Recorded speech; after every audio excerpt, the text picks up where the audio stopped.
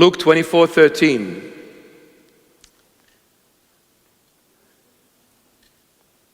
Those two friends were walking to Emmaus. Emmaus. Emmaus. That's the proper pronunciation, Emmaus. Those two friends that were walking, one of them happened to be, traditions say that it was Saint Luke. The one whose name was not mentioned is Saint Luke. They were walking, and then the Lord Jesus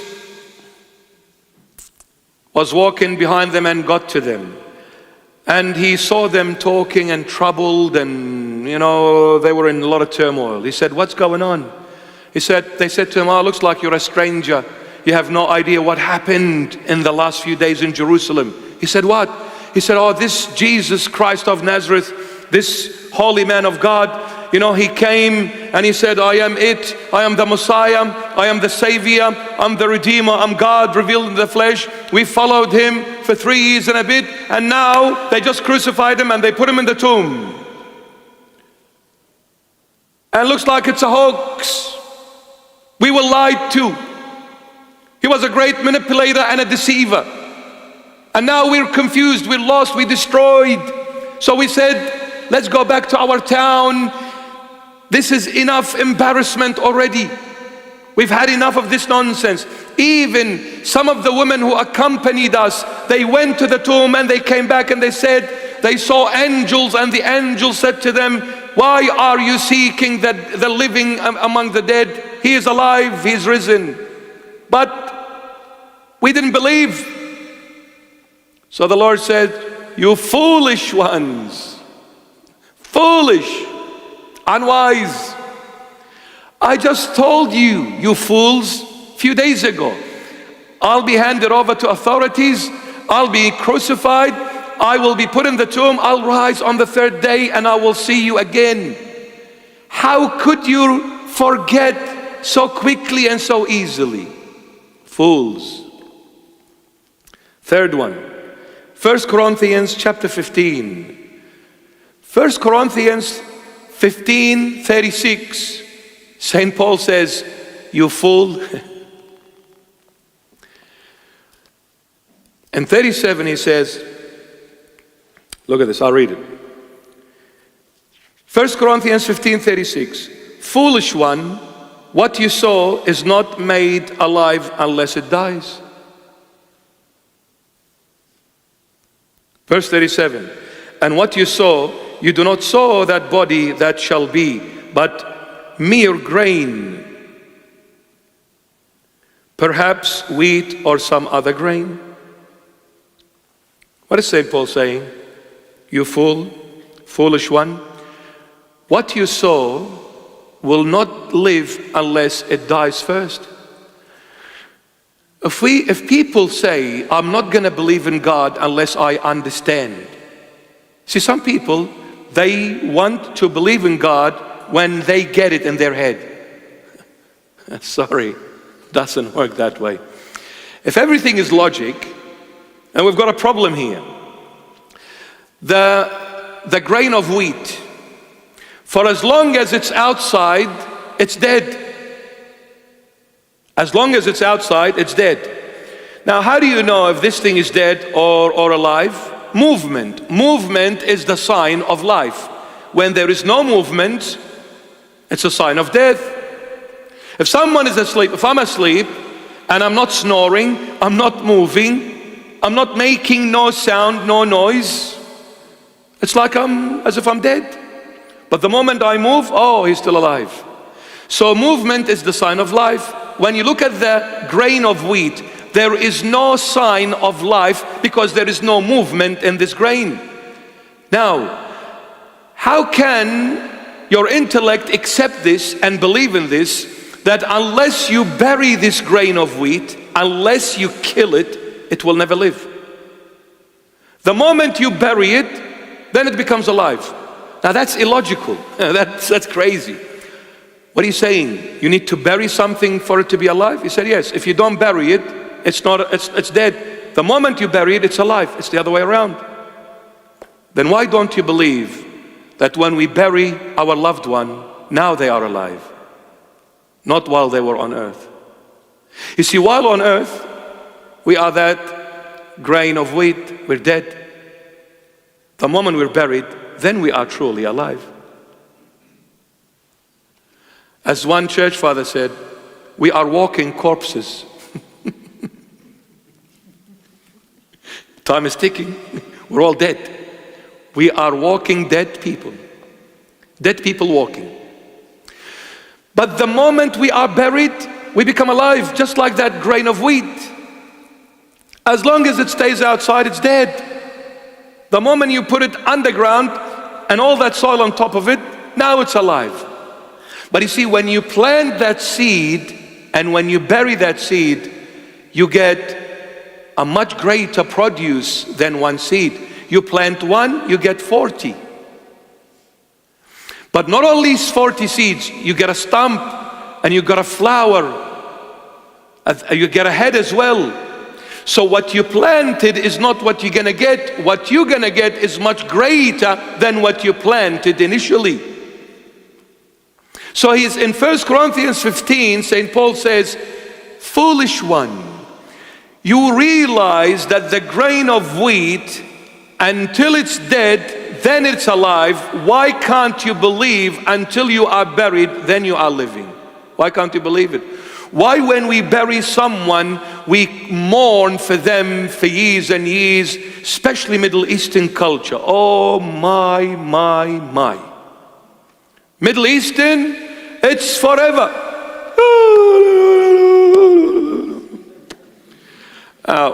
You need to learn from the Aussies. Come on here, mate. The Aussies, they buried their loved one, they'll go back, cheers, bro. Yeah, he was a great man, but it's a great wine as well. We don't sit for years crying, dressed up in black. I will never be happy again. Don't come ever and tell me, let's go to the wedding. I'm not going to no wedding. My loved one is dead. I am dead. I am dead. You're not. Wake up. If we believe in the Lord Jesus, then we are the children of the resurrection. We are the children of hope. See, Middle Eastern people were influenced by Middle Eastern cultures and religions, non-Christians. Christianity says after the third day the grave is empty. Christianity says if you have Christ as Lord and Savior, then the tomb is empty. Do you cry for someone that is resurrected? Do you cry for someone that is the living Messiah? No. Do you mourn the living? No, you only mourn the dead. Then if you have Christ as your Lord and Savior, then there is no death. There is no death. In fact, the moment I am buried, then I can say I'm alive. For as long as I walk on earth, I'm dead. Why I'm dead? Because I won't tell you. Because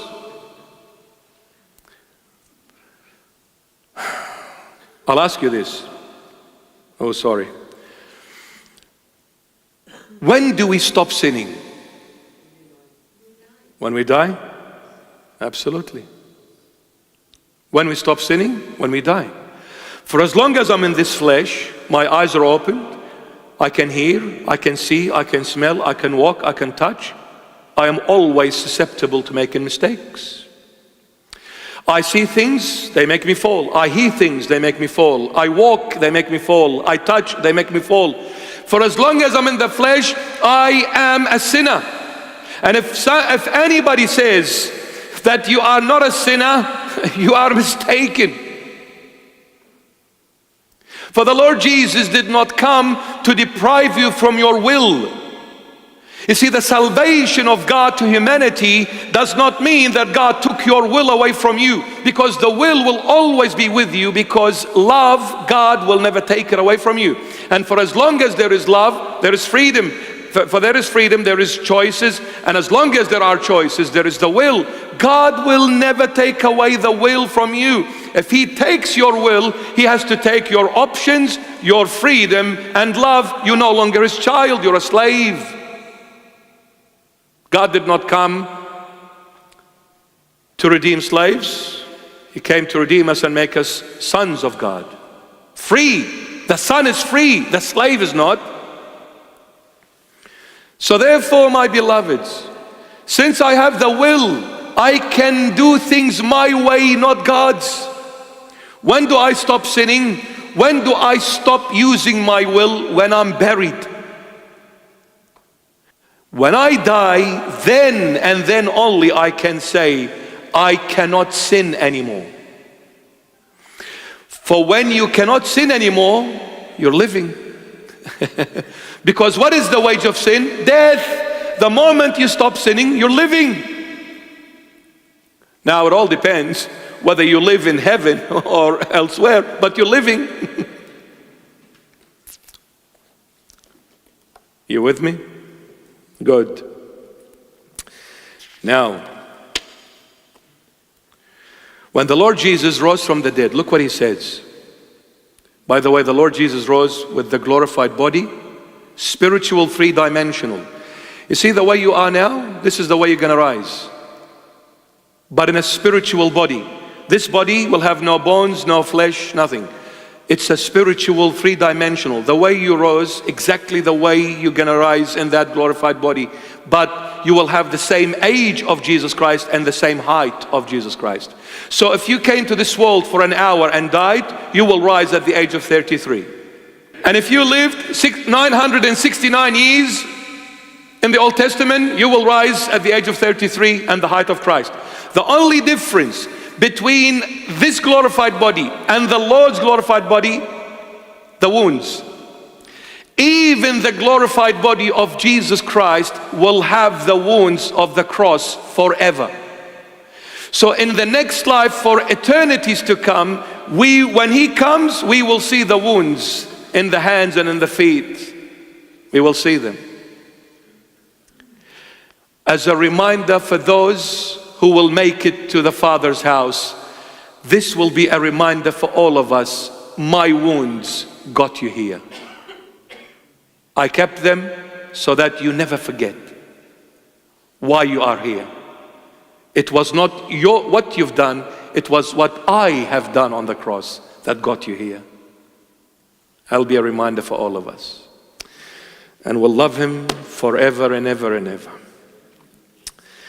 Now, when the Lord rose from the dead, there is no soul, S-O-U-L. There is the body and the spirit only. Why? Because look at the Lord Jesus, what He said after resurrection. In Luke 24:39, He says, behold my hands and my feet, that it is I myself. I'm the risen one. Come, touch me. Behold my hands and my feet. Why are you just staring at me? Touch me. Handle me and see, for a spirit does not have flesh and bones as you see I have. The spirit, what? Does not have flesh and bones. He did not mention blood. The spirit does not have flesh nor bones. He didn't bring the word blood. Now, since there is no blood, there is no soul, because the soul lives in the blood. Now, the soul, one of the components that make up the soul is the subconscious mind. The subconscious mind is the hard drive of your computer, the memory where everything is stored.